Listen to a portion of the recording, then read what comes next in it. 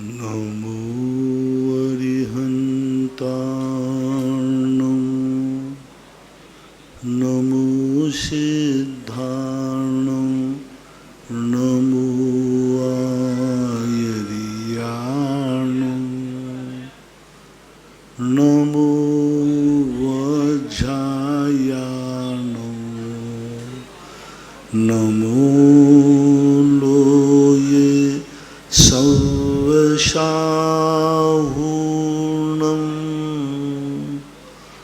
पंच परमेष्टि भगवान की जय। आचार्य श्री गुरुवर कुंद कुंद महाराज की जय। आचार्य श्री गुरुवर विद्यासागर महाराज की जय। परम पूज्य निर्यापक श्रवण मुनि श्री सुधा सागर जी महाराज की जय। परम पूज्य श्री महासागर जी महाराज की जय।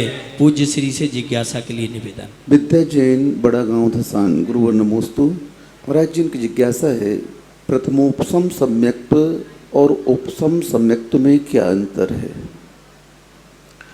नाम से ही अंतर है।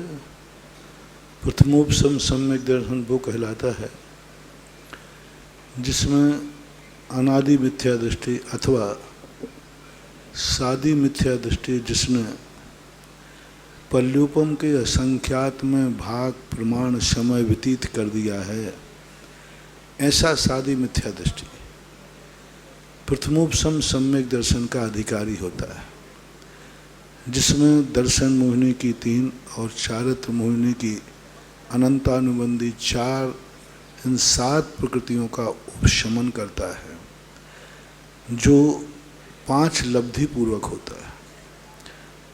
इसे अविरत सम्यक दृष्टि कहते हैं, अथवा देश वृत्ति भी सीधा बन सकता है, अथवा महावृत्ति को भी हो सकता है। डायरेक्ट कोई व्यक्ति मिथ्या दृष्टि से सीधा 5वें में, कोई अनादि मिथ्या दृष्टि सीधा 7वें में पहुंच सकता है। तो प्रथमोपसम सम्यक दर्शन के 3 गुण स्थान हैं, चौथा, 5वां, 7वां और 6, 4 मान लीजिए। मुख्य रूप से 3 हैं, लेकिन 6ठे गुण स्थान में भी वो आ जाता है, इससे 4 गुण स्थान मानना चाहिए। द्वितीयोपसम सम्यक दर्शन में अनंतानुबंधी की विषय योजना करता है और दर्शन मोहिनी की उपशामना के साथ साथ चारित्र मोहिनी की भी उपशामना करता है। संपूर्ण चारित्र मोहिनी, संपूर्ण दर्शन मोहिनी की उपशामना करता है और अनंतानुबंधी की विषय योजना करता है, उपशामना नहीं करता। इस प्रकार संपूर्ण मोहिनी के 28 का जो परिवार है, पूरे 28 प्रकृतियों का उपशम करके जो श्रेणी में चढ़ता है, जो मुनिराज को ही होता है, मुनिराज में भी उनको होता है जो श्रेणी में चढ़ते हैं। द्वितीयोपसम सम्यक दर्शन मुख्य रूप से 8वां, 9वां, 10वां और 11वां, ये 4 गुण स्थानों में होता है। पंचम काल में द्वितीयोपसम सम्यक दर्शन नहीं है, प्रथमोपसम सम्यक दर्शन ही होता है। महाराज जी, प्रथमोपसम सम्यक्त्व की स्थिति कितनी देर तक रहती है जीव के साथ? कितने काल तक वह ठहर सकता है? अंतर्मुहूर्त, दोनों का अंतर्मुहूर्त काल है। उसके बाद क्या परिणाम होगा उसका? उसके बाद प्रथमोपसम सम्यक दर्शन के साथ 2 नियम पूज्यवर वीरसेन स्वामी ने बनाए। अनादि मिथ्या दृष्टि यदि प्रथम बार उपसम सम्यक दर्शन करता है तो नियम से एक बार वह अंतर्मुहूर्त के लिए कम से कम मिथ्यात्व गुण स्थान में पुनः जाएगा। धवला पुस्तक 6 के अंदर उन्होंने दूसरा मत प्रस्तुत किया कि कोई ज़रूरी नहीं है कि वो मिथ्यात्व में जाए, सीधा क्षयोपसम सम्यक दर्शन प्राप्त कर। यह तय है कि प्रथमोपसम के बाद या तो मिथ्यात्व में जाएगा या फिर क्षयोपसम सम्यक दर्शन में जाएगा। प्रथमोपसम सम्यक दृष्टि सीधा क्षायक सम्यक दर्शन प्राप्त नहीं कर सकता, क्षयोपसम में जा सकता है। और द्वितीयोपसम वाला गिर कर के मिथ्यात्व में भी जा सकता है और क्षयोपसम सम्यक दर्शन भी रह सकता है और छायक भी हो सकता है। वंदना गजरा जैन भिलाई रिसाली गुरुवर नमोस्तु। महाराज जी की जिज्ञासा है, प्रकीर्णक बिल और श्रेणीबद्ध जो बिल हैं ये क्या कहलाते हैं और ये स्वर्गों में होते हैं या नरकों में होते हैं? प्रकीर्णक बिल और श्रेणीबद्ध बिल। प्रकीर्णक बिल और श्रेणीबद्ध दोनों स्थान पर होते हैं। वहाँ भी होते हैं क्योंकि वहाँ भी बिलों की संख्या क्रमवार भी है, फैले हुए भी हैं यथातथ, और ऊपर भी हैं ही विमानों में प्रकीर्णक और श्रेणीबद्ध दोनों होते हैं। पीयूष जैन बड़ा गांव धसान गुरुवर नमोस्तु। महाराज जी, इनकी जिज्ञासा है, विभंग अवधि ज्ञान जब होता है तो उसके पहले दर्शन कौन सा होता है? अवधि ज्ञान के पहले अवधि दर्शन होता है। विभंग अवधि, विभंगावधि के पहले भी दर्शन ही होता है, क्योंकि बिना दर्शन के तो हो नहीं सकता। इसके संबंध में अनेक आचार्यों के मतभेद इसलिए हैं कि गुणस्थान की जब चर्चा की तो संपूर्ण आचार्य एकमत होकर के अवधि दर्शन चौथे गुणस्थान से मानते हैं और विभंगावधि ज्ञान जो है वह पहले गुणस्थान में होता है।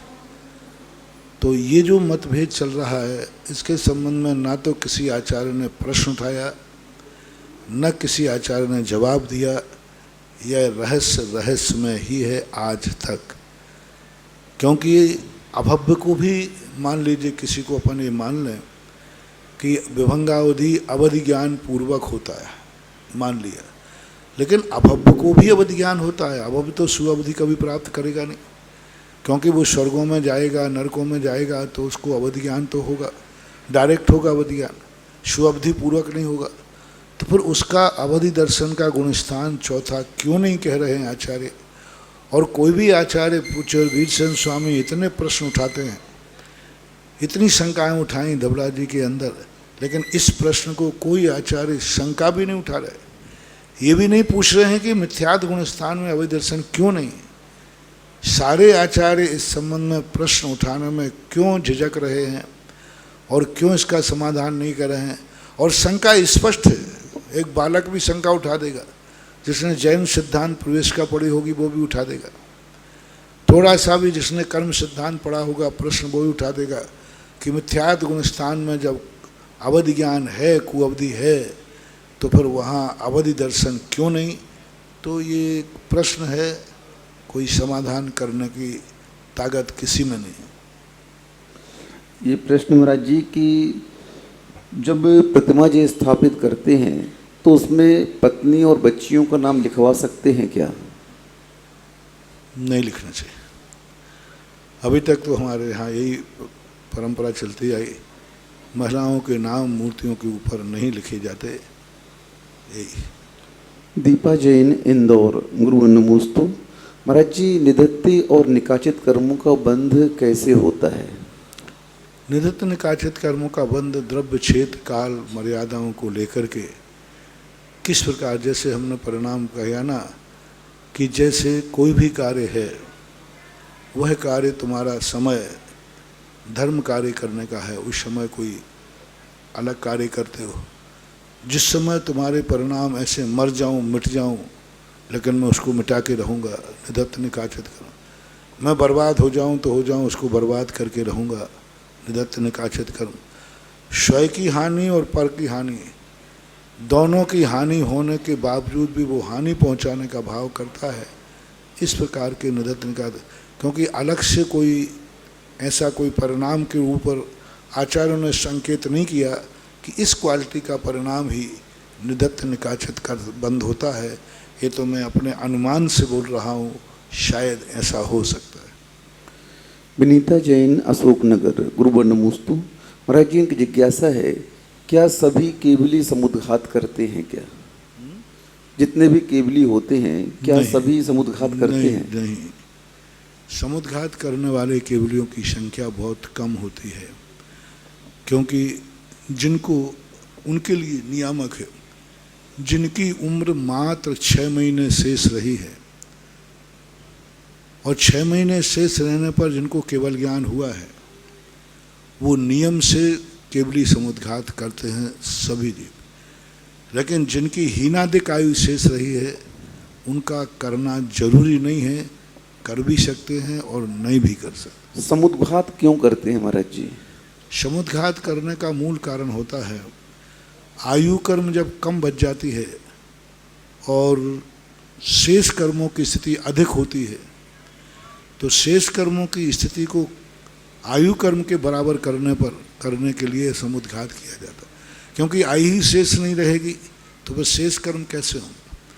पूज्यवर शिवकोटि महाराज ने एक उदाहरण दिया है कि कपड़े को आपने भिगो करके रख दिया, निचोड़ करके, वो जल्दी नहीं सूखेगा, उसको खोल करके फटकार दीजिए। फटकार देने से उसकी सूखने की स्थिति बन जाती है।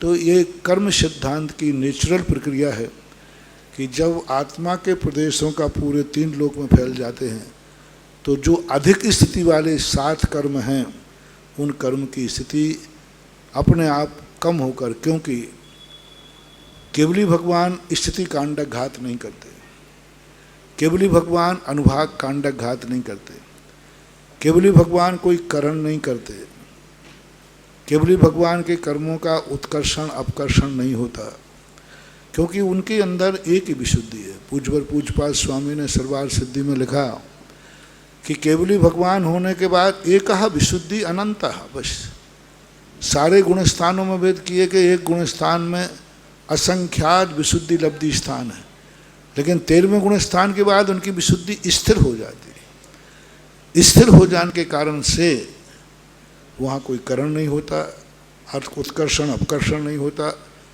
अब वो स्थिति को कैसे करें? नीचे गुण स्थानों में तो वो स्थिति कांडक घात अनुभाग कांडक घात कर लेते, लेकिन 13वें गुण स्थान में ना तो स्थिति कांडक घात है ना अनुभाग कांडक घात है। 14वें गुण स्थान में ना स्थिति कांडक घात है ना अनुभाग कांडक घात है। करें किस बल पे? विशुद्धि है नहीं, विशुद्धि स्थिर हो चुकी है, योगों का अभाव हो चुका है। तो उस समय ऐसी स्थिति बन जाती है कि मात्र एक कारण रहता है, समुद्घात के माध्यम से कर्मों की स्थिति को हीन कर देते हैं। श्रीमती किरण जैन ब्रतिश्राव का अमर पाटन गुरुवर नमोस्तु। महाराज जी, इनकी जिज्ञासा है कि जो तृतीय शुक्ल ध्यान है सूक्ष्म क्रिया प्रतिपाती नाम का, उस ध्यान में क्या प्रक्रिया चलती है? सूक्ष्म क्रिया प्रतिपाती नाम का जो ध्यान है, इसके संबंध में पूज्यवर वीरसेन स्वामी ने जय धवला के अंदर यही बात उन्होंने कही कसाय पाहुड़ के अंदर कि जब केवली भगवान की आयु एक अंतर्मुहूर्त शेष रहती है, तब वो एक आवर्जितकरण, अब आवर्जितकरण क्या चीज़ है, इस सिद्धांत ग्रंथों में कहीं नहीं आया, मात्र कसाय पाहुड़ में लिया। और वो अपने बादर कायोग को, बादर वचन योग को, बादर मनोयोग को सूक्ष्म कर लेते हैं, मनोयोग और वचन योग का पूर्णतः निरोध कर देते हैं। अंत में जब सूक्ष्म काय योग बचता है, उस सूक्ष्म काय में स्थित होकर के तृतीय शुक्ल ध्यान को ध्याते हैं और तृतीय शुक्ल ध्यान के माध्यम से योगों का निरोध करते हैं। तीसरा शुक्ल ध्यान मात्र योगों का निरोध करने के लिए होता है। जो मन वचन काय की अभी तक चंचलता थी, वो तृतीय शुक्ल ध्यान के माध्यम से योग होता है।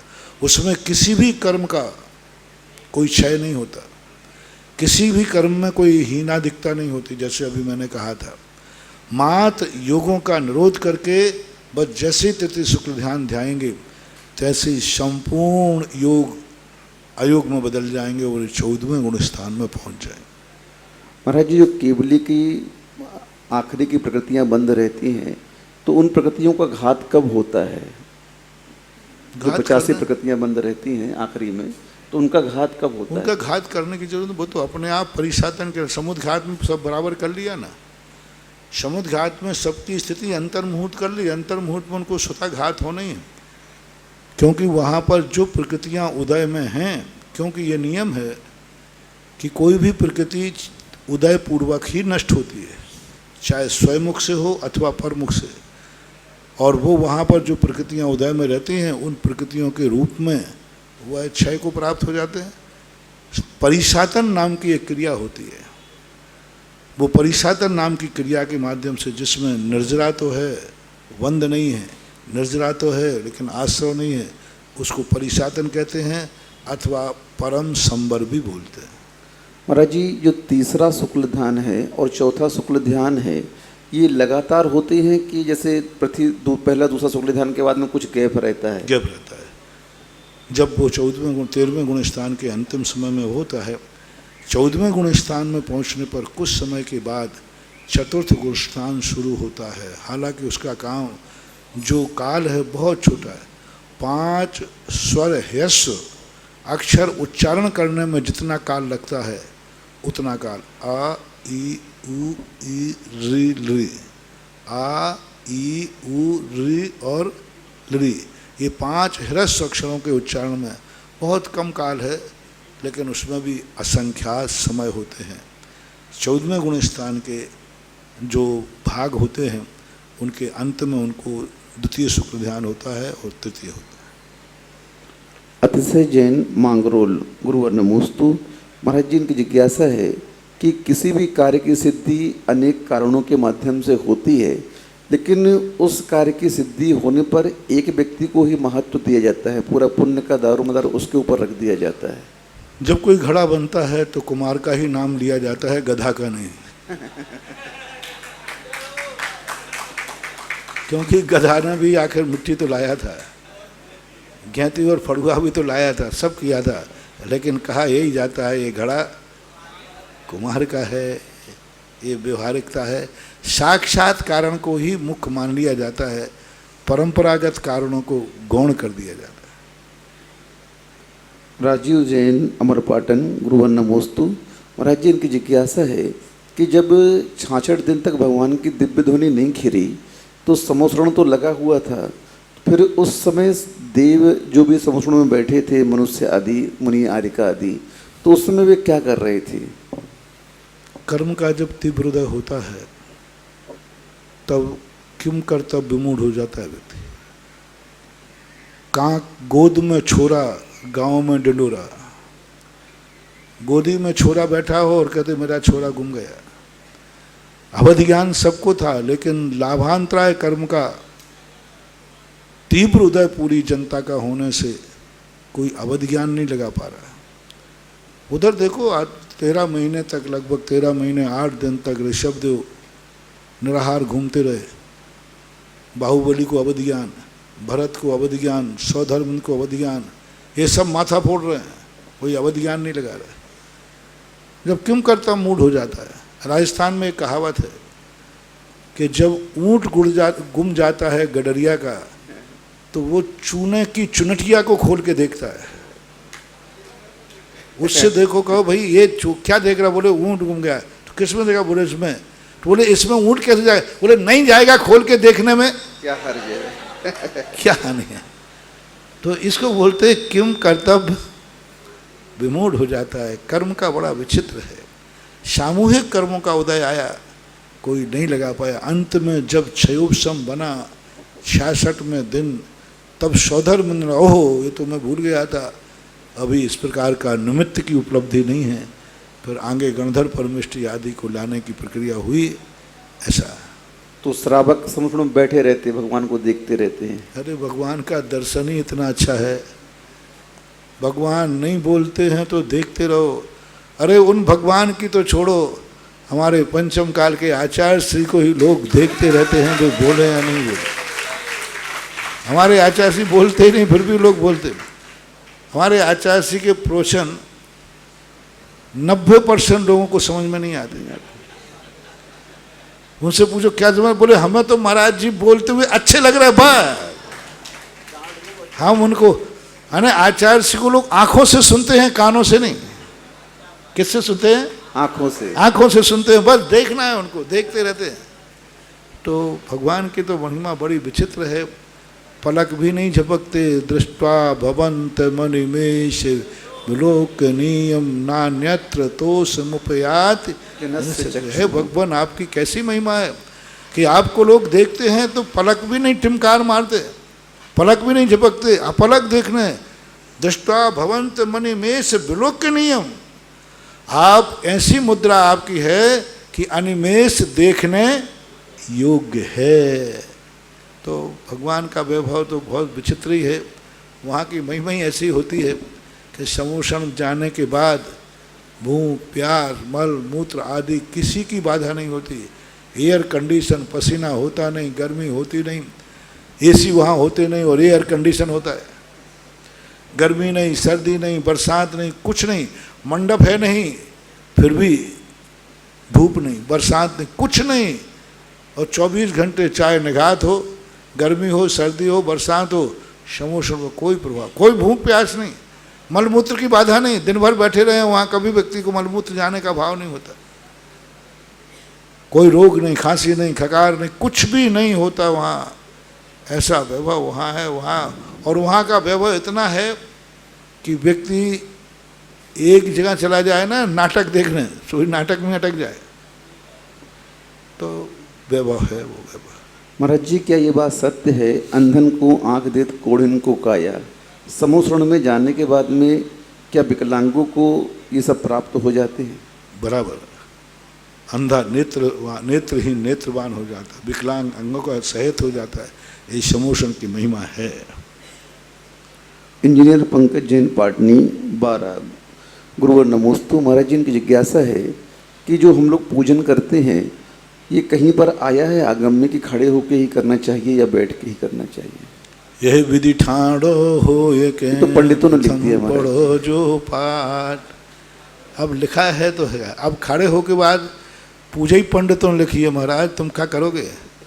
और पूजा ही करना ही इन पंडितों को है, तुम्हें क्या आपत्ति हो रही है? पंडितों ने लिखी है, पंडित ने श्रावक ने लिखी है और श्रावक को ही करना है। आचार्यों की तो पूजा ही नहीं मिली, किसी भी आचार्य की पूजा नहीं मिली। एक नेमी चंद आचार्य महाराज की 8 गाथाओं की एक पूजा मिली है प्राकृत में, बस एक पूजा मिली। संस्कृत में कुछ बाद के आचार्य, बाद के भट्टारक आदियों की प्रकीर्णक मिलती है। मुश्किल से 400-500 साल पुरानी पूजाओं का ही संग्रह है। और नेमीचंद महाराज को ले लो तो 1000 साल है। लेकिन पूजा के 8 द्रव्यों का वर्णन पुराना है। पूज्यवर कुंदकुंज स्वामी ने देवताओं के द्वारा अष्टदिव्येण निहानेन दिव्येण गंधेन दिव्येण पुष्पेण दिव्येण दीपेण दिव्येण अक्षेण दिव्येण धूपेण दिव्येण वासेण आदि का उल्लेख किया उन्होंने। तो पूजा तो अष्टद्रव्य से हुई, लेकिन पूजा नहीं लिखी, क्योंकि पूजा क्या है, ये जिनवाणी नहीं है, ये तो भक्तवाणी है। आप लोग लिखते हो जिनवाणी, जिनवाणी है ही नहीं, वो भक्तवाणी है। जिनको पूजा लिखा, अपनी अपनी पूजा करो, अपनी अपनी पूजा। जैसे कोर्ट में वकील लगाने की ज़रूरत नहीं है, आपका केस आप खुद लड़िए, लेकिन आपसे लड़ते बनता नहीं, आपको धारा आती नहीं, तो आप अपनी तरफ से वकील खड़ा कर देते हैं। इसी प्रकार दूसरों की बनाई हुई पूजाएं तो हम इसलिए करते कि आप लोगों को बनाना आता नहीं, बोलना आता नहीं, इसलिए दूसरों की बनी बनाई ले लेते। कायदा से पूजा क्यों नहीं लिखी आचार्यों ने कि भक्त को स्वयं अपनी भावनाएं व्यक्त करना चाहिए। टूटी फूटी सही, कैसी सही, स्वयं अपनी भावनाएं व्यक्त करो। लेकिन अब भावना व्यक्त करने की हिम्मत ही नहीं है। तो जैसे तुम वकील कर लेते हो, ऐसे ही आप लोग पूजाएं ध्यानत्राय आदि की लेकर, उनकी पूजा लेकर के आप करते हो, तो आपकी ही कहलाएगी पूजा। तो इसलिए पूजाएं गृहस्थों की हैं, गृहस्थों के द्वारा ही लिखी जाना चाहिए, और गृहस्थ ने ही लिखी है। दूसरी बात है, जहाँ पर मुनि महाराज की भगवान की स्तुति करने की बात आई, तो कृति कर्म में धबला पुस्तक 13 के अंदर स्तुति खड़े होकर करने को कही गई। हम लोगों का प्रसंग है हालांकि वहाँ, कि भगवान को जाकर नमस्कार करने के बाद फिर खड़े होकर स्तुति करें, और पुनः बैठकर नमस्कार करें, पुनः खड़े होकर के वंदना, और पहले वंदना फिर स्तुति करें। तो उस समय वो प्रसंग वहाँ पर खड़े होकर होने का आया है। श्रावकों के संबंध में हमें अलग से बैठने का भी नहीं आया, ऐसा भी नहीं आया कि बैठ के पूजा करना चाहिए। सीधी बात है, एक बहुत अच्छी विशुद्धि भाव आया, उच्च जो शरीर से भी खड़ा है और भावों से भी खड़ा है, उसे सामायिक के कायोस्वर के उसमें का कायोस्वर के अंदर में उन्होंने भेद बनाए। नीच भावों से भी बैठा है और शरीर से भी बैठा है, कायोस्वर के उसमें दिया है। और उच्च नीच, शरीर से तो खड़ा हुआ है और भावों से बैठा हुआ है। नीच उच्च, शरीर से बैठा है और भावों से उठा हुआ है। एक उच्च जो शरीर से भी खड़ा हुआ है, यानी खड़े होकर के कायोस्वर कर रहा है, और भावों से भी विशुद्ध भाव है, इसे उच्च की कोटि में लिया। तो इन 2-3 भावों के परिनिर्देश से ये लगता है उच्च का, यानी भावों से भी ऊंचा और शरीर से भी वह खड़ा हुआ है, तो वह प्रशंसनीय कहा गया। इन सब बातों के पारिशेष न्याय से यही सिद्ध होता है, खड़े होकर पूजा करना ही श्रेष्ठ है, लेकिन बैठकर पूजा करने की मनाही नहीं है। व्यवस्थाओं को देख करके, अब व्यवस्थाएं जैसी होती हैं वैसी व्यवस्थाओं को देखकर करना चाहिए, कोई बात नहीं, बैठ के भी पूजा कर। शक्ति को मत छुपाओ, यदि शक्ति नहीं है तो बैठ करके भी पूजा करो, कोई बात नहीं। नीलिमा जैन शहडोल, गुरुवर नमोस्तु। महाराज जी की जिज्ञासा है कि ये अपने नगर के मंदिर में मुनि सुब्रतनाथ भगवान की और सुपार्श्वनाथ भगवान की हरित और नील वर्ण की प्रतिमा बैठाना चाहते हैं, तो महाराज जी हरित और नील वर्ण की जो प्रतिमा बैठाएं तो कम से कम कितनी बड़ी होनी चाहिए? वो आपकी श्रद्धा के ऊपर है, 3000 फीट तक की बैठा सकते हैं। क्या दिया ना, जो तुमने कहा, एक तंदुल प्रमाण मूर्ति का उल्लेख मिलता है भक्ति में, श्रद्धा में, भावना में, बैठाना नहीं है। एक तंदुल प्रमाण, पूज्यवर पद्मनंदी महाराज ने एक तंदुल प्रमाण प्रतिमा का मंदिर कितना, बेर के पत्ते के बराबर। लेकिन जब प्रतिष्ठा पाठों में जो गणना आई है अंगुल प्रमाण, लेकिन अंगुल प्रमाण मूर्ति के संबंध में बात नहीं कही, अंगुल प्रमाण को लेकर नाप दिया है कि 1 अंगुल की मूर्ति है तो कितने होना चाहिए। लेकिन इस अंगुल से ना लेकर के कम से कम 9 इंच से छोटी मूर्ति उचित नहीं है। सांगोपांग नहीं समझ में आते, सांगोपांग ठीक नहीं होते हैं, तो अच्छा ये है कि 9 इंच से ऊपर और 3000 फीट तक की मूर्ति बैठाल सकते हो। 500 धनुष प्रमाण अकृत्रिम चैत्यालय की मूर्तियां होती हैं।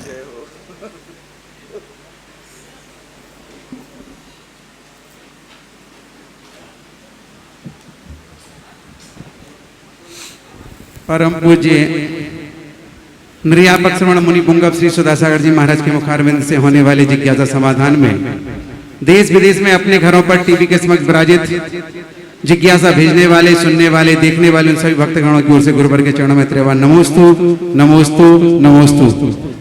हमारे बीच में बहुत सारे भक्तों ने अपनी भावनाओं को प्रकट किया है, जिन्होंने आज शांति धारा करने का सौभाग्य किया था। 1 कलश 21 श्रीफल में श्रीमान रविंद्र कुमार अनिता सिद्धार्थ जैन भोपाल पधारे और हमारी क्षेत्र कमेटी उनको सम्मानित करना चाहती है।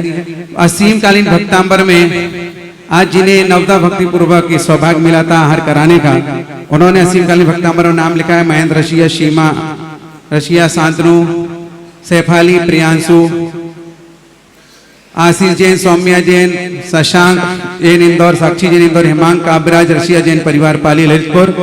और इन्होंने एक परिवार ने सदस्यता अर्जित की है, इस क्षेत्र कमेटी के संरक्षक सदस्य के रूप में सदस्यता को अर्जित किया है श्रीमती हीरामणि देवी, विजयकांता, अमित, आंचल, सुमित, ज्योति, मेघा, वैदिक, आयुष, महक, भक्त पाटनीसा परिवार जंगीपुर निवासी कोलकाता प्रवासी।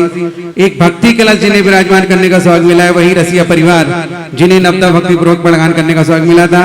मनोज जैन, नीलम जैन, जूली, हिरल, राकेश, रसिया, विनीता, अविनेश, श्रेया जैन, अवरल, सपरिवार पाली भोपाल, इन्हें एक भक्ति कलश विराजमान करने का स्वागत किया, पधारे और एक भक्ति कलश की स्थापना भी करेंगे। प्रथम जिज्ञासा के लिए मैं आवाज दे रहा हूँ श्रीमान अंकित जैन विदिशा, और इसके बाद तैयार रहे ब्रह्मचारिणी बहन सोनल दीदी। माइक दे दो।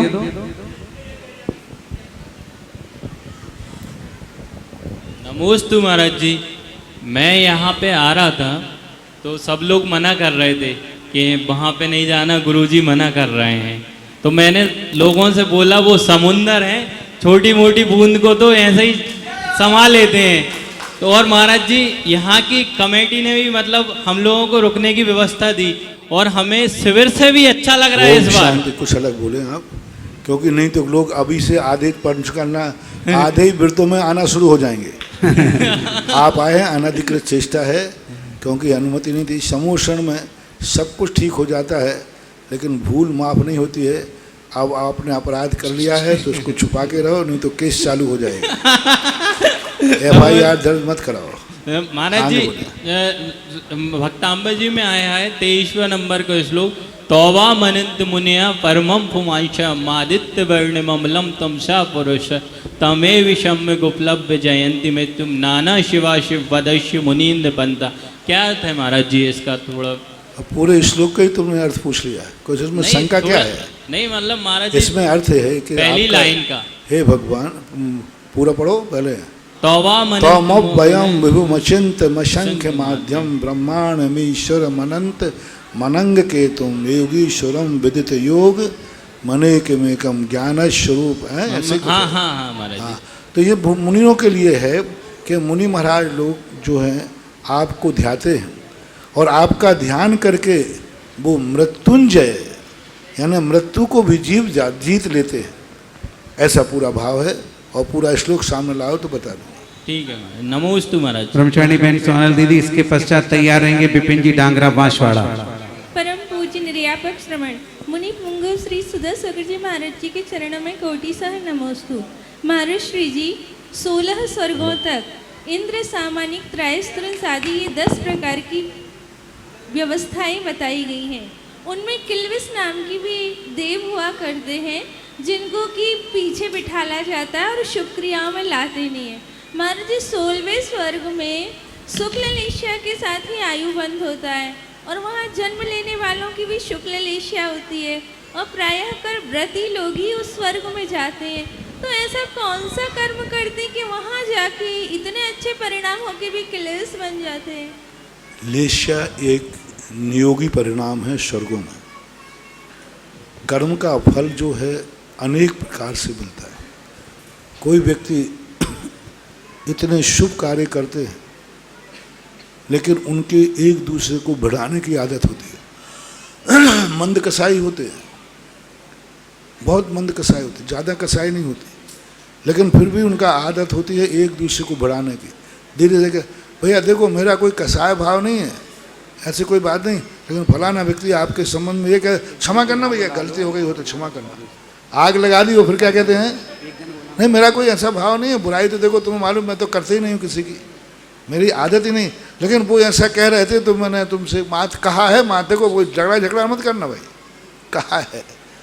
तो कोई ऐसे लोग होते हैं, लेश्याएँ सबकी बराबर होंगी स्वर्गों में, उम्र भी उनकी कोई कम नहीं होती, उनकी भी उम्र बड़ी होती है, लेकिन कुछ ऐसे परिणाम कर लेते हैं क्योंकि हर व्यक्ति के अंदर अनेकों गुण हों, कोई ना कोई एक ऐसा दुर्गुण होता है जो उनके किए कराए पे पानी फेर देता है। सब अच्छा है, बढ़िया है, सब बढ़िया कर रहे हैं, लेकिन कभी कभी किसी लोगों के मन में ऐसी आदत होती है तो उस कारण से ऐसा।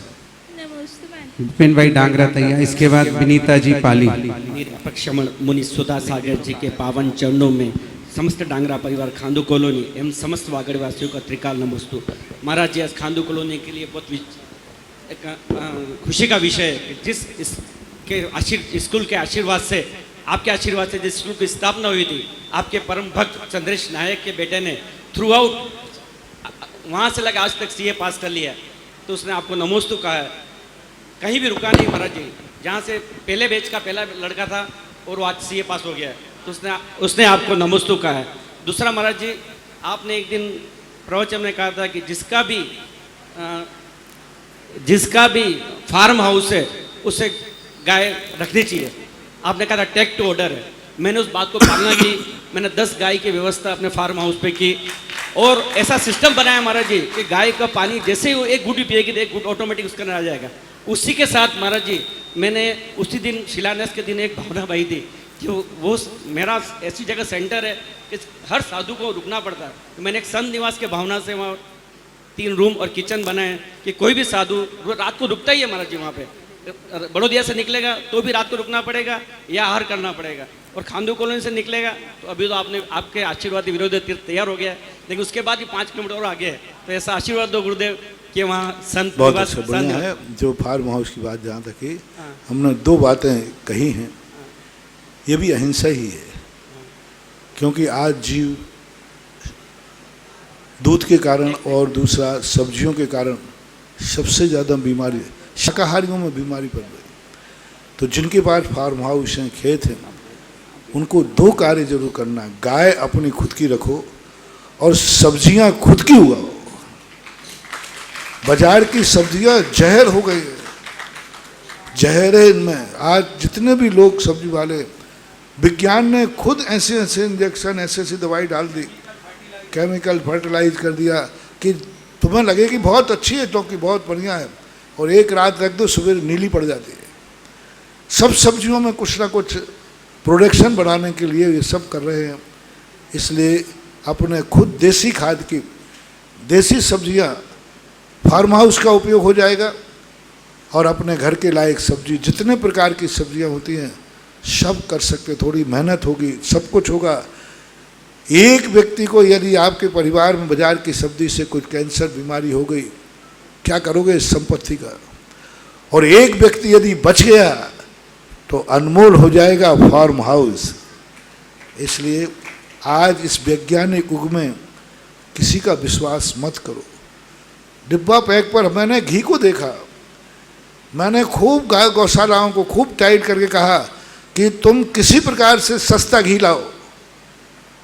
ये बैठे हैं उधर हुकम काका बैठे हैं कोटा के ना, मैंने घी सस्ता करो। बाजार में 600 रुपया कैसे पड़ता है? इन्होंने कहा महाराज जी का नकली मिला दूँ तो पड़ जाएगा।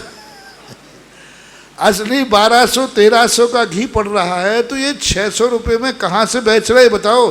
ये 400-600 यानी 600 रुपये का क्या दान कर रहे हैं? 400 रुपये में बताओ 12 ज्ञान हो तो सब जगह शांति धारा है अपने, है ना बिनावाड़ा में 2200 सब प्रयास कर लिया कैसे करके 400-500 रुपये किलो का घी, देसी घी, बढ़िया सुगंधित बहुत अच्छा मिल रहा है। और यहाँ बनाने पर 1200 रुपये का पड़ रहा है, 1300 रुपये का पड़ रहा है। आखिर ये 700-800 रुपये का घोटाला कहाँ हो रहा है? ये गौशाला वाले, ये शांति धारा वाले, ज्ञानोदय वाले, ये तो घोटाला नहीं कर रहे हैं। नहीं, घोटाला कर नहीं सकते। सामने बनवा कर दिखवाया कि नहीं तुम लोग करो, ये सब मिक्सिंग आ रही है। 1200 की चीज 400 में बिक रहा है। क्या है? जहर है, जहर। इससे तो अच्छा बिना घी का खा लो रे, बिना घी का खा लीजिए, मूंगफली के तेल के साथ खा लीजिए। 400-600 रुपया का घी जैनी लोग खाना बंद करो। हम सबको कहते हैं, जैन सबको कह रहे हैं, इनके ऊपर जांच होना चाहिए, इनके ऊपर गवर्नमेंट की जांच होना चाहिए। स्वयं आखिर कैसे पड़ रहा है ये बताए। कहीं ना कहीं कोई ना कोई घोटाला हो रहा है, कोई ना कोई। तो जैनियों से तो मैं खास तौर से टेक टू ऑर्डर, ये 400-500 रुपये का घी खाना बंद करो। ये जहर है, जहर।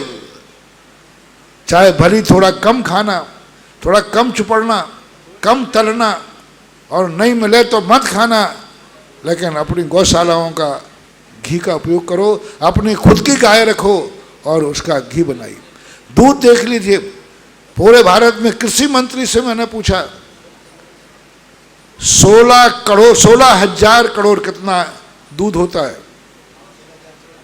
16,000 करोड़ लीटर, या कौन सा 16 करोड़, और 64,000 करोड़ कितना दूध खपत होता है?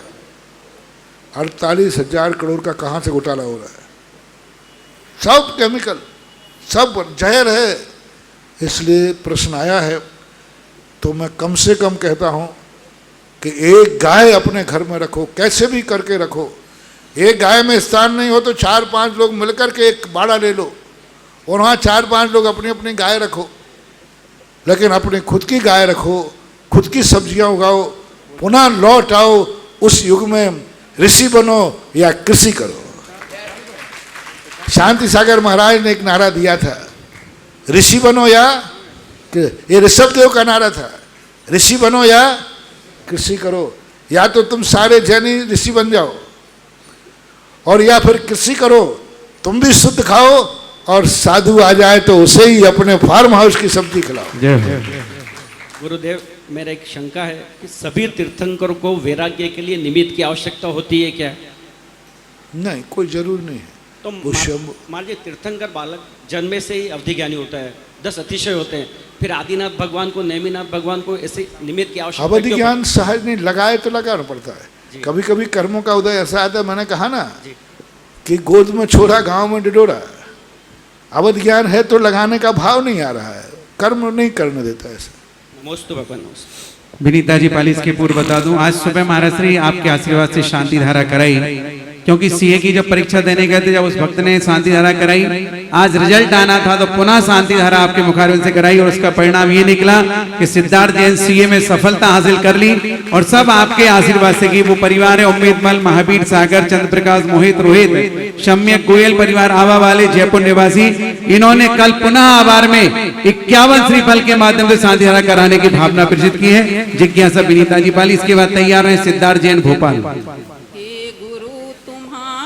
द्वारे पर हम दरस भिखारी आए। जिज्ञासा, जिज्ञासा। हे गुरुवर, हमारी जिज्ञासा ये है कि त्याग की इतनी महिमा है कि हमने एक रस का त्याग किया था, और हम लोगों के लिए ये स्वप्न था जो आज साकार हुआ है, तो कृपया त्याग की महिमा बताएं। नमोस्तु गुरुदेव, नमोस्तु। त्याग की महिमा इतनी सी बता देता हूँ कि एक बार गणेश प्रसाद बरली नदी पार करना थी, तो एक सेठ जी थे, तो नदी में बाढ़ थी। अब जो नाविक था उसको तो पैसा चाहिए, तो सेठ जी ने कहा कि वर्णी जी अपन नाव में बैठ के चलते हैं। बीच नाव में एक कलदार लिया उसने उतारने का, तो वहाँ पर सेठ जी बोले, महाराज जी, वर्णी जी, आप साधु लोग हमेशा पैसे की बुराई करते हो, पैसा बुरा है, पैसा बुरा है, परिग्रह है, पाप है। आज देखो वर्णी जी, यदि ये पैसा ना होता तो ना तुम नदी पार कर पाते, ना हम कर पाते।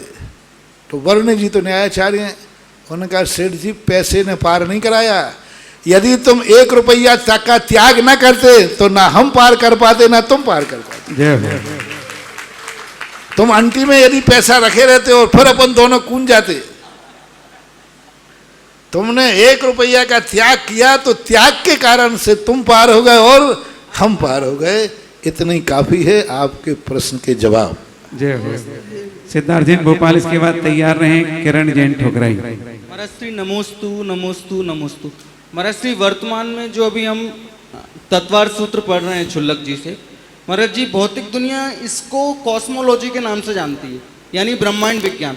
तो महाराज जी अभी हाल ही में एक वैज्ञानिक है कॉस्मोलॉजी के, क्रिस्टोफर की चैपल, इन्होंने महाराज जी दावा किया है कि जो पूर्व में अरस्तु नाम के एक साइंटिस्ट हुए, उन्होंने कॉस्मोलॉजी के बारे में दुनिया को बताया। तो इनका ये दावा है कि जो तत्वार सूत्र में जो बातें बताई हैं, ये सारी बातें अरस्तु का जो विज्ञान है या अरस्तु ने जो बताया है कॉस्मोलॉजी के बारे में, उनसे कई गुना अच्छी हैं और सिद्धांतिक हैं। और वो इस पे महाराज जी मुहिम चला रहे हैं कि अरस्तु जो भी इतिहास या जो पढ़ते हैं जितनी यूनिवर्सिटी में, कि अरस्तु के इतिहास की जगह तत्वार सूत्र का इतिहास आना चाहिए कॉस्मोलॉजी के अंदर। और महाराज जी उसने अपने इसी लेख को आगे बढ़ाते हुए उसने ये लिखा है कि भारतीय जैन समाज पहले बहुत मतलब ताकतवर थी। उसने एक बात बताई है चैपल ने कि 14वीं शताब्दी में जो लिंगायत समुदाय था वो पहले जैन था, और लिंगायत समुदाय के साथ कुछ ऐसा हुआ कि पूरा लिंगायत समुदाय एक और समुदाय के साथ मिलकर, उसका नाम नहीं मिल रहा, वो 2 समुदाय आज वर्तमान में जैन धर्म को छोड़ चुका है। तो महाराज जी मेरा प्रश्न यही है कि ये सब इतिहास है। इतिहास की तह में जितने जाओ उतने छिलके निकलते जाते हैं। इतिहास कहाँ कब किस रूप में मुड़ जाए कुछ नहीं कह सकते। इतिहास को इतिहास मान के ही छोड़ना चाहिए। उसके संबंध में किसी प्रकार का डिस्कशन करना गड़े मुर्दों को निकालना है, गड़ी हुई लकड़ियों को उखाड़ना है। इसलिए इतिहास को इतिहास के रूप में ही जान करके उस पर डिस्कशन करना आज के समय में विषमवाद का विषय है। आज के समय में वह इतिहास को हम दावा करें तो विषमवाद का विषय है। इसलिए इन सब चीज़ों के संबंध में कोई डिस्कशन करने से कोई मतलब नहीं निकलता। और ये बात अपनी आस्था और श्रद्धा का विषय है, डिस्कशन का नहीं। रही बात अरस्तु की, तो अरस्तु तो बहुत बात का है। हमारा तत्वार सूत्र बहुत पुराना है, क्योंकि अरस्तु के सामने भी तत्वार सूत्र था, उन्होंने पढ़ा होगा। और कुछ बातें ऐसी होती हैं जो किसी से ना पढ़ें तो भी वो सत्य रूप हैं, तो वो तो मानना ही पड़ता है। लेकिन हमेशा उद्घाटन करने वाले का नाम लिखा जाता है। उस उद्घाटन में चित्र किसने बनाया उसका नाम गौण किया जाता है। हमेशा ध्यान रखना, चित्र बनाता है कोई तो उस आर्टिस्ट का नाम शायद कहीं हो तो कोई बात नहीं, लेकिन एक पर्दा हटाने वाले का पाठिया लगता है। तो ये परंपराएं हैं, उनको उन्होंने उद्घाटित किया, जनता तक पहुंचाया, इसलिए उनके नाम से प्रसिद्धि हो गई। हमें उससे संबंध में कोई गिले शिकवा नहीं है। आग कहीं भी जले, आग नहीं लगना चाहिए, दीप जलना चाहिए। जी महाराज जी उस लेखक ने यही दावा करा है कि अरस्तु ने ये चुराया हुआ डाटा यूज करा था उस टाइम। अब इस संबंध में मैं कोई टिप्पणी करना उचित नहीं समझता हूँ, क्योंकि ना हम सुनी हुई बात कह रहे हैं, हमें किसी ने सुनाया है और उसको किसी ने सुनाया है।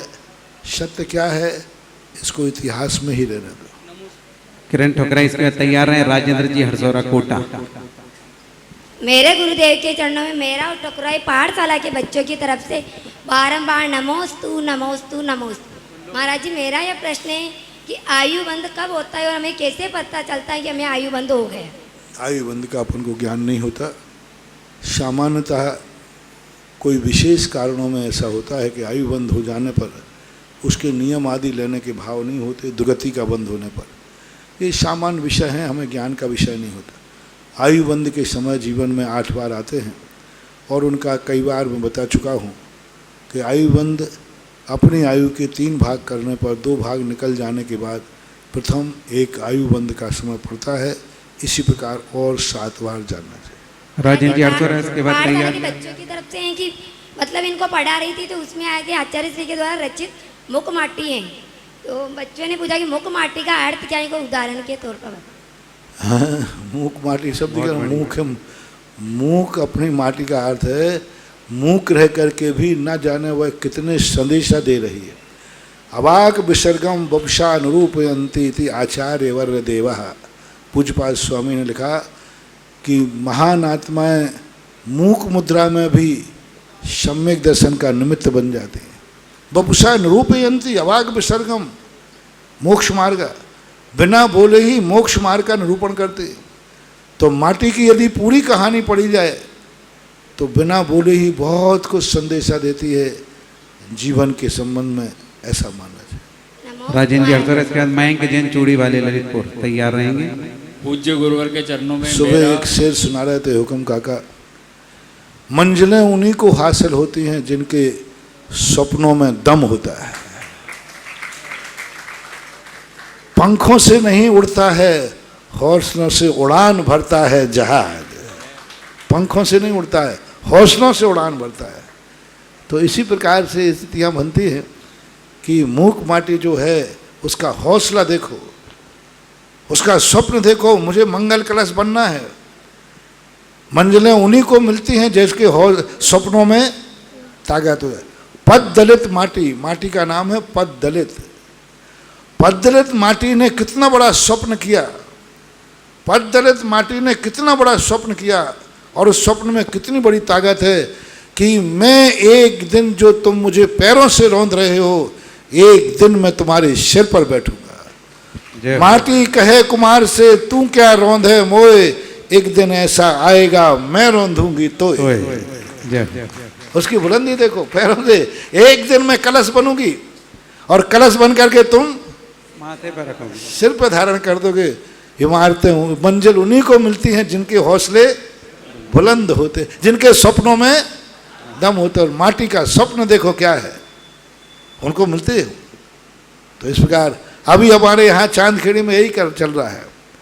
सब कह रहे होगा क्या, होगा क्या, मंजिल उन्हीं को मिलेगी जिनके सपनों में दम है। राजेंद्र जी इसके बाद मयंक जैन तैयार हैं ललितपुर। पूज्य गुरुवर के चरणों में मेरा और मेरे परिवार का बारंबार नमोस्तु नमोस्तु नमोस्तु।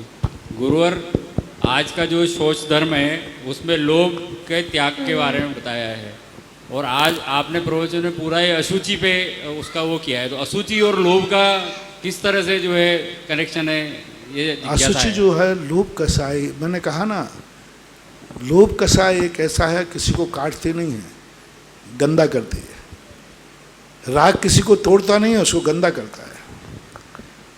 तो राग जितना है वह गंदगी के अर्थ में प्रयोग किया था। शौच का अर्थ पवित्रता होता है, और लोभ के रूप त्याग भी जो इसलिए तो किया जाता है पर वस्तु का, जिससे मेरा मन गंदा ना हो, मेरा वचन गंदा ना हो, गंदगी को हटाने के लिए ही किया जाता है।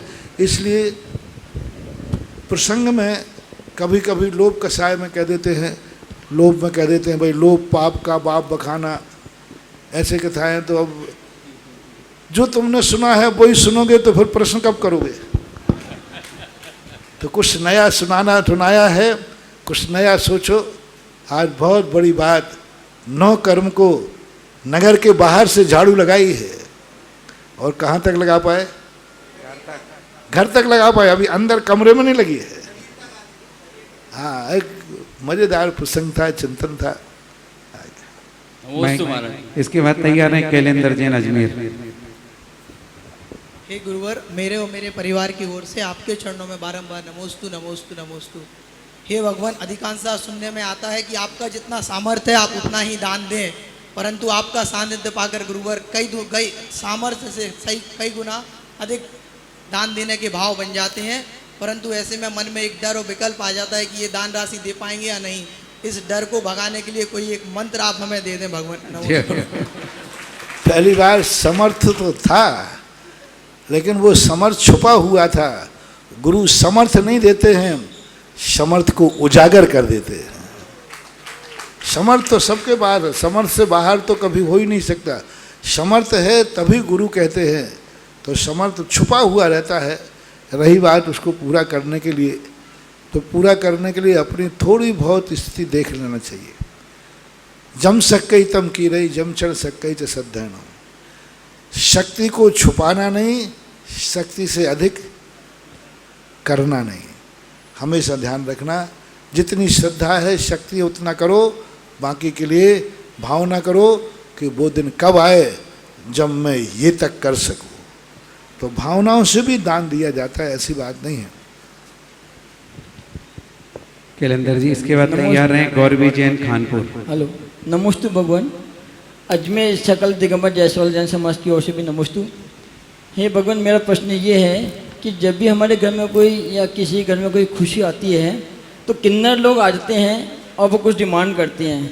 उनको दो तो मिथ्यात्व का दोष लगता है, नहीं दो तो वो बददुआएं देते हैं। तो इससे कैसे बचा जाए?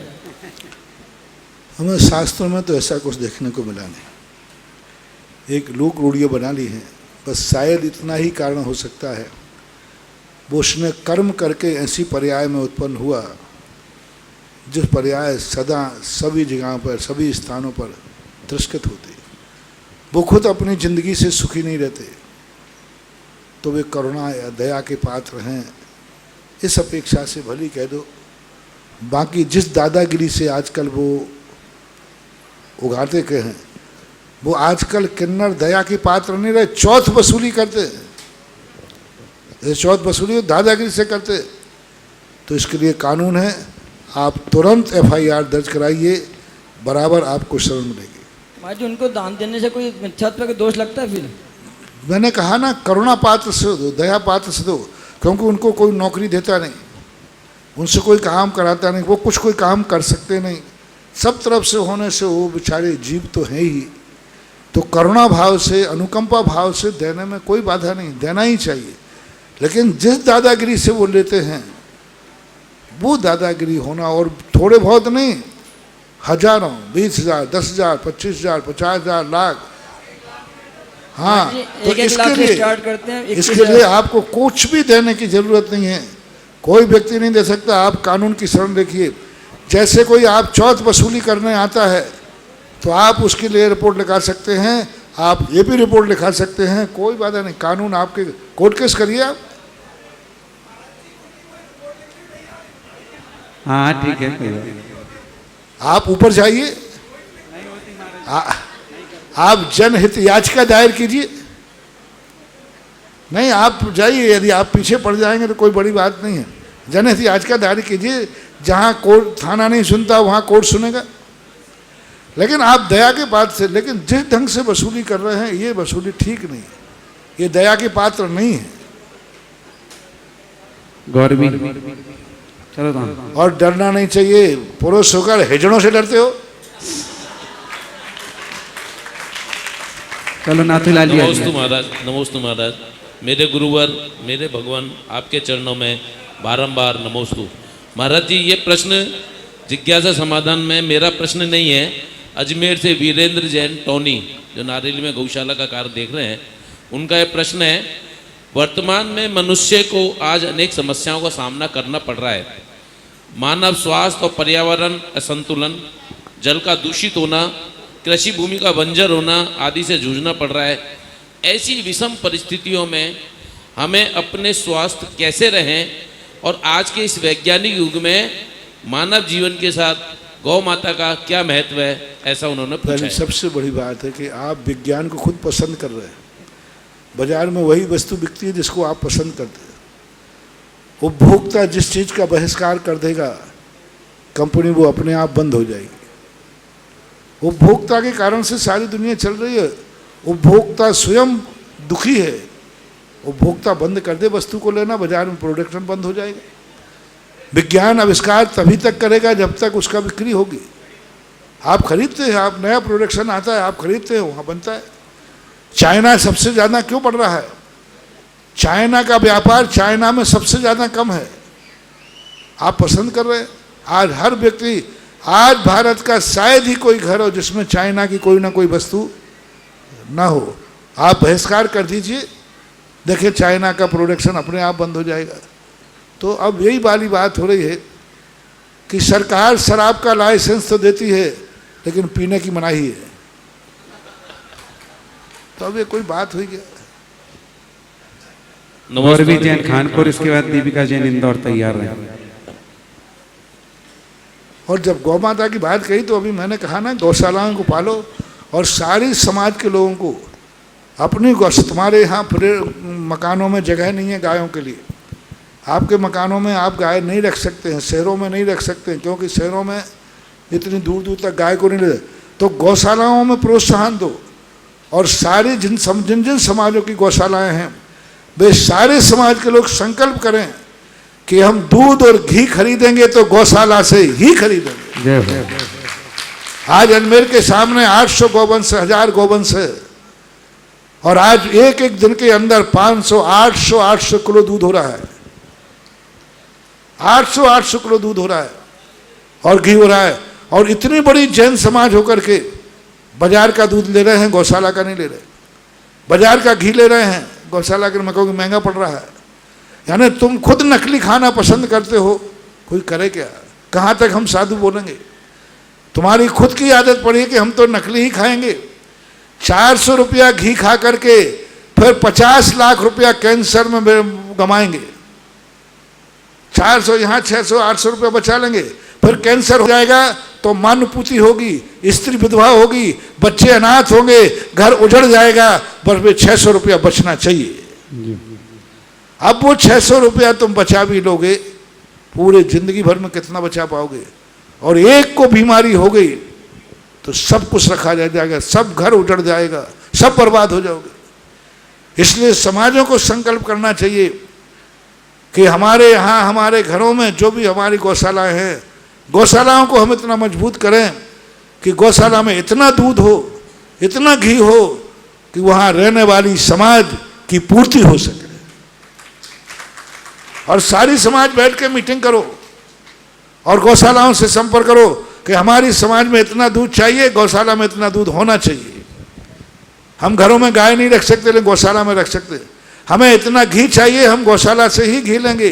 नियम करिए आप, देखिए आपका भी स्वस्थ रहेगा, गौ माता भी पलेगी और गाय भी आपके लिए जीवन दान देगी।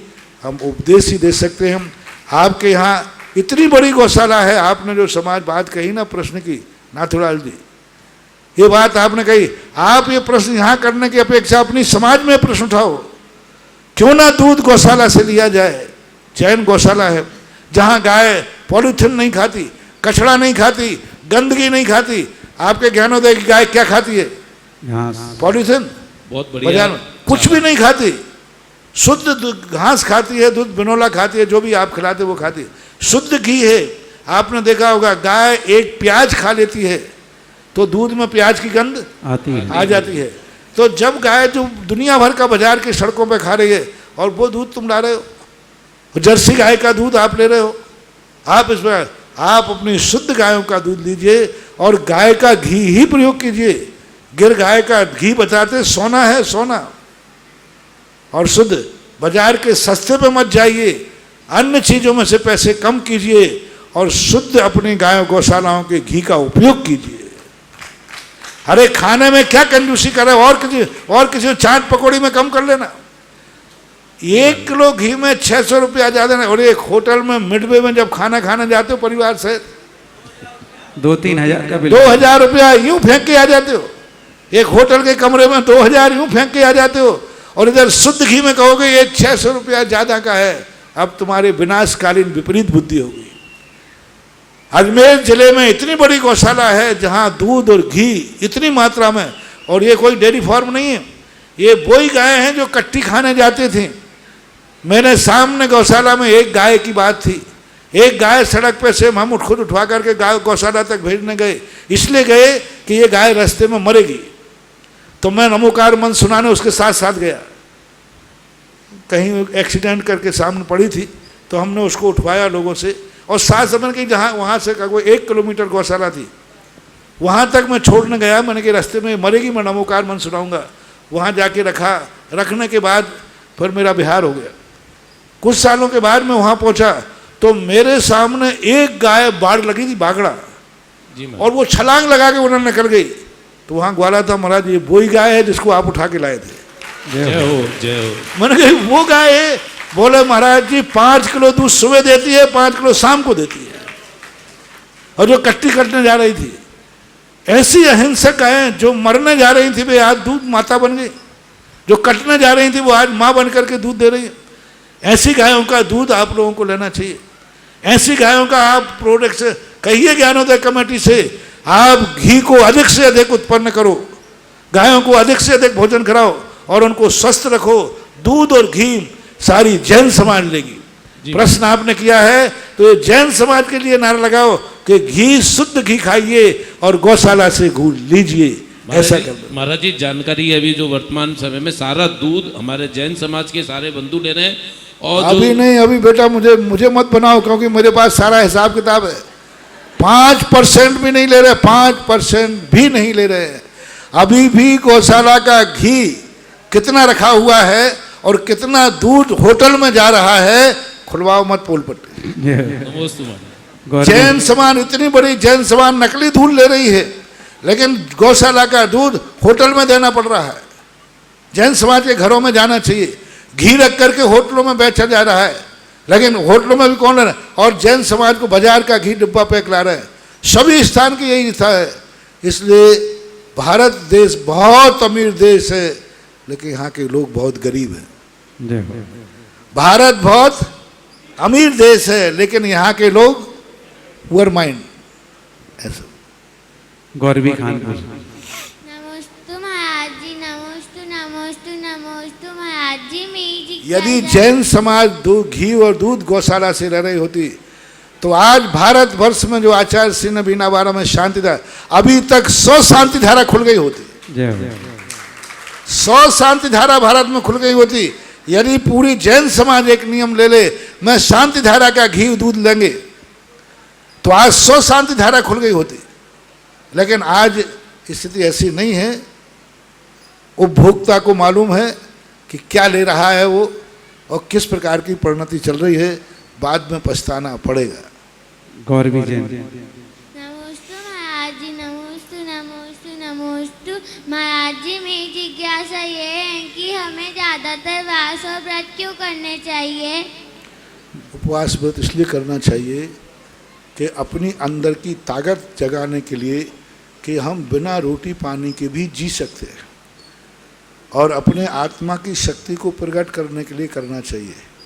और फिर थोड़े बहुत व्रत करने से शरीर भी स्वस्थ रहता है। हमेशा ही खाते पीते रहोगे तो चर्बी बढ़ती जाएगी। दीपिका जैन इंदौर।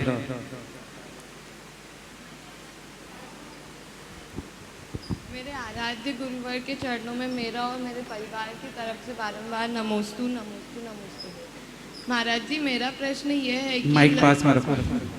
महाराज जी मेरा प्रश्न यह है कि लड़कियों को भी गुरु द्वारा संस्कार दिए जाते हैं क्या? लड़कियों को भी गुरु द्वारा संस्कार दिए जाते हैं क्या? क्यों नहीं दिए जाते? दे ही जा रहे हैं। हमारे आचार्य श्री पृथ्वी स्थली खोल रहे, संस्कार ही दे रहे। संस्कार सब लड़कों को भी लड़कियों को सबको संस्कार के विधान है। इस संस्कारों में कोई भेद नहीं है। कुछ मर्यादाएं हैं, उन मर्यादाओं में गौण कर दिया जाता है, लेकिन उसके अधिकार से वंचित नहीं किया जाता। मर्यादा अलग चीज़ है और उसका लाभ अलग चीज़ है। मर्यादा का तो ध्यान रखा जाता है, लेकिन लाभ में कमी नहीं जाती। वही लाभ उनको दूसरे माध्यम से भी दिया जाता है। अंतिम जिज्ञासा सुरेश जी, अशोकनगर। आगे माइक रखा है। हेलो, नमोस्तु महाराज जी, नमोस्तु नमोस्तु। मेरा तो जिज्ञासा नहीं है महाराज जी, संभव है स्मरण समोसन, जिज्ञासा नहीं है। हेलो, नमोस्तु महाराज जी, नमोस्तु। चलिए, इस प्रकार से जिज्ञासा समाधान संपन्न हुआ। हम जिनवाणी स्तुति करेंगे, इसके पूर्व आज की आरती। मैंने आपके वो मुखारबिंद से मुझे आपने कराई थी, उसका संस्मरण मैं आपको सुना रहा हूँ, सबको बता रहा हूँ।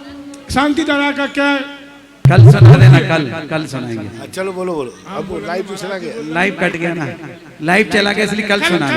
हाँ, कल बता देना। थोड़ा छोटा करके बोलना है। अभी क्या सिर्फ यहाँ के लोग सुनेंगे, कल टीवी पर दुनिया के लोग सुनेंगे।